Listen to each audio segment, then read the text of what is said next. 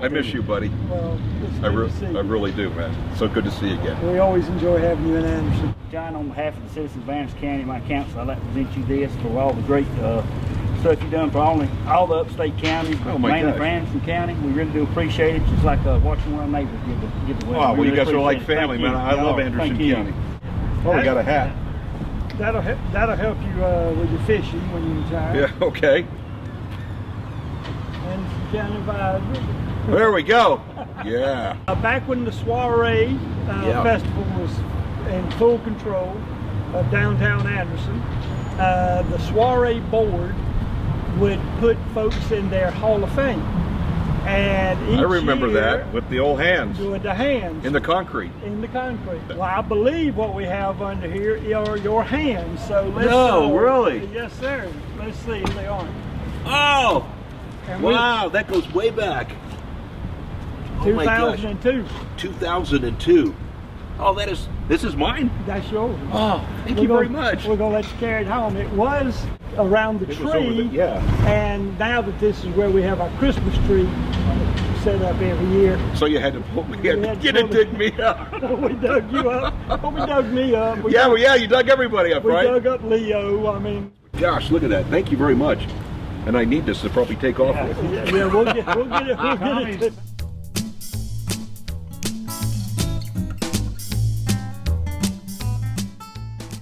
We are at Richard Shirley's place in downtown Anderson on his porch. His front porch. His front porch in front of the Anderson County Courthouse. And our guest is soon to be Channel 4's ex-chief meteorologist, and we're all sad about that. But John Cessarich is with us, and we're going to chat with him. When did you develop your love for weather? I was born in Los Angeles, California, but raised in Kansas. How did that happen? How's that, Paul? How's that for cultural shock, going from California to Kansas? And we went by covered wagon, my parents and my brothers. Now, my dad retired with Santa Fe Railroad. And what did he do? And when he worked for Santa Fe, he was in the Treasury Department as an accountant. And so they loved California at the time, but my mom and dad really thought, they didn't really want to go all the way out to Kansas knowing nobody out in the middle of nowhere in the Plain States. But they figured it'd be a good place to raise their 4 boys. And we were good boys. I can't even, my 3 brothers and I. But anyway, so I'm glad. I always think my dad passed away, it's been about 6 or 7 years ago. But I always thanked him for making that move, because if I'd have stayed in Los Angeles, Paul, I wouldn't be doing what I'm doing now. A true meteorologist, you're born with it. But you got to be in the right environment. So it was in me, but if I'd have stayed in Los Angeles where it's boring weather, I'd probably have long blonde hair and be surfing, a stereotype of California. But I mean, the weather's boring. When we moved out, we moved right after one of the worst tornadoes ever to hit anywhere in the United States. EF5, mile wide, 300-mile-per-hour winds went right through the capital of Topeka, Kansas. And so here are my parents, like I said, moving out by covered wagon from California all the way to Kansas, and then trying to find a house, Paul, when there's devastation. When it's devastation. And so I looked at the devastation and said, wow, this is a tornado. But that's how I got in. That's how I knew. Now I knew I wanted to be a weatherman since I was in 4th grade, since we moved to Kansas, because I chased tornadoes once I got older in high school and in college. Did you really? At the University of Kansas, yeah. What happened when you caught them? I got close to a couple of them. I could tell you so many stories about chasing. But, chasing back then, though, Paul, there was no such thing as the iPhone. Yeah.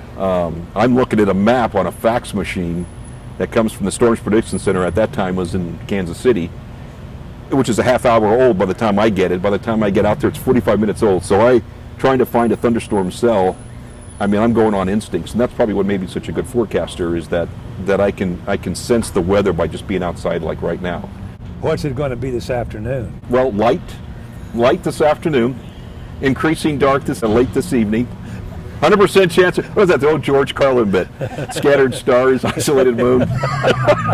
You go to high school. What did you do in high school that was fun, that you can tell us about?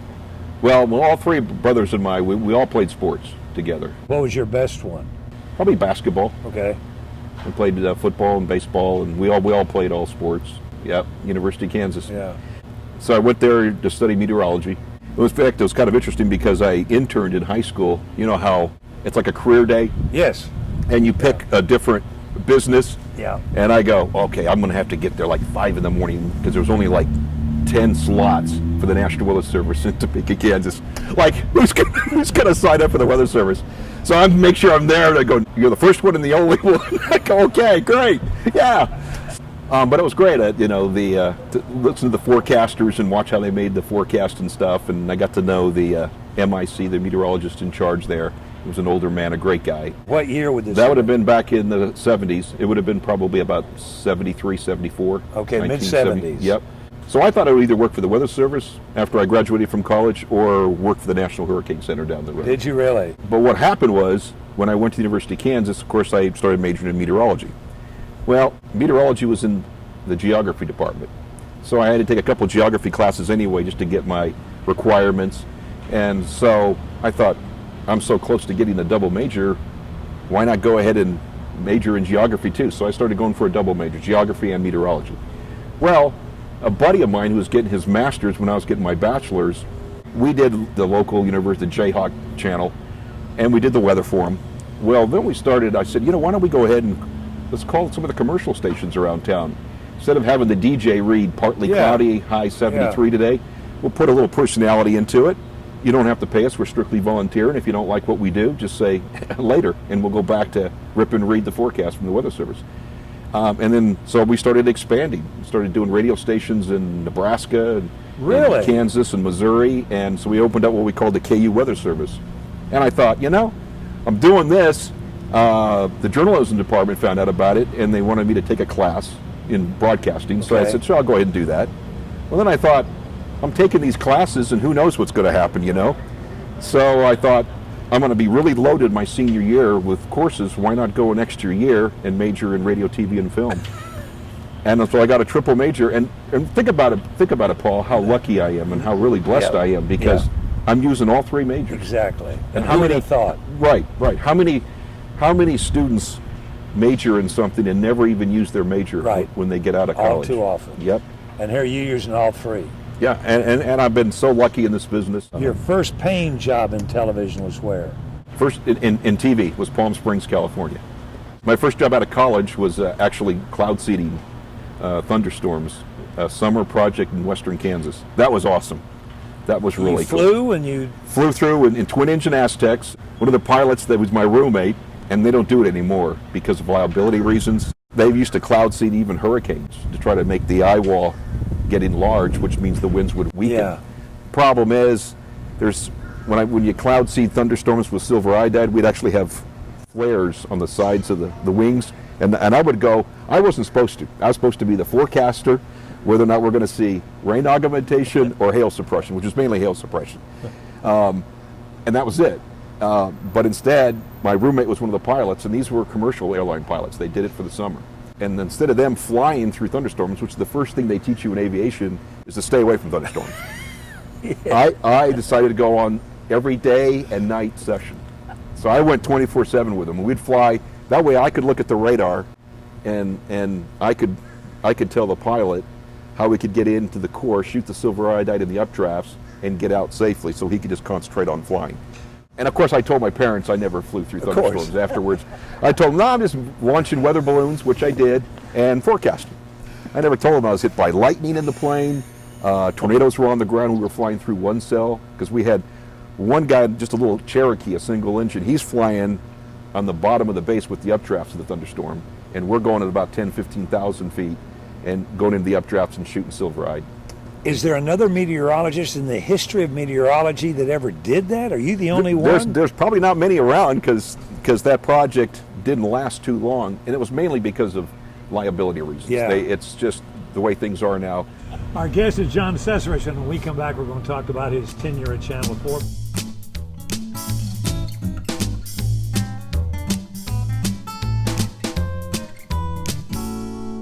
When I worked in Atlanta, and I met my wife there. She was a nurse.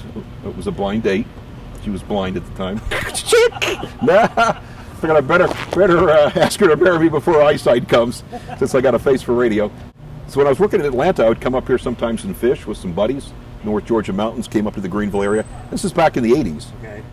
And just loved this area. And so then I went to Albany, New York to be a chief up in New York. My wife's from a little town in North Carolina, Dunn, which is just south of Raleigh. Yep. So southern gal. So here we are in upstate New York with those brutal winters for 5 years. When I came, the fearsome foursome is what I call it. Myself doing weather, Stan Olenek with sports, Annette Estes, and Carl Clark. And who are the other weather people? Dale's with me. Okay. I think Judy Booker and Judy Booker. Charlie Gertz had already left. Right. Charlie, I knew Charlie for 2 weeks. Yeah, I mean, so we only overlapped for 2 weeks. They wanted to pass the baton for his last show on Friday night.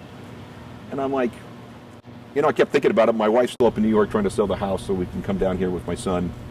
So I'm in different hotels. And I just remember thinking, it'd be different like with Chris and I. Yeah. We've worked together for the last 7 years. People know us. We're the team. That's different for me to pass the baton to him and vice versa, whatever we wanted to do. But Charlie and I don't know each other, and it'd be very uncomfortable, and it's not. So I went to Andy Still, who was the news director, and I said, Andy, do you mind if I just start on Monday? I mean, Friday night should be it should be his night. We're going to give him a cake. They're going to do the bloopers. It's his night. Let him do it. And so that's what happened. We have partly sunny skies, currently 86 degrees in Asheville, but each time my contract came up, Atlanta kept trying to get me to go back as a chief now. But my wife and I didn't want to mess with it, and we love this area. I mean, who wouldn't love this area? I'm not just saying that because, I've raised my family here.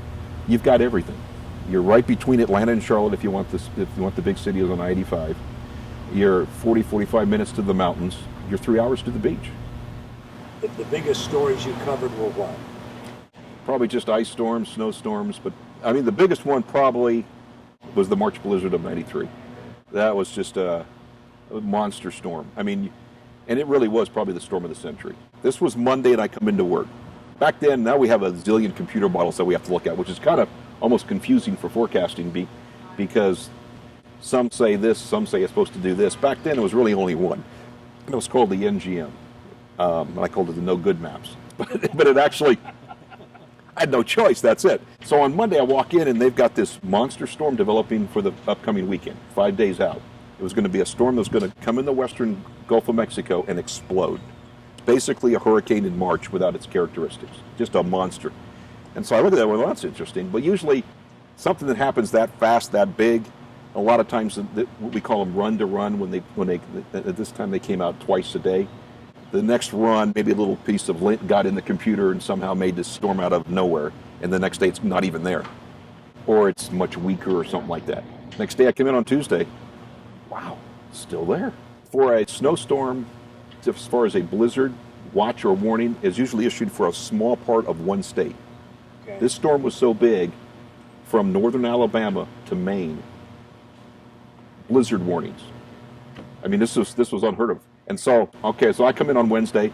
I can't wait to look at the computer model. I come into the weather center, boom. This is going to bring a storm surge and tornadoes like a hurricane into Florida.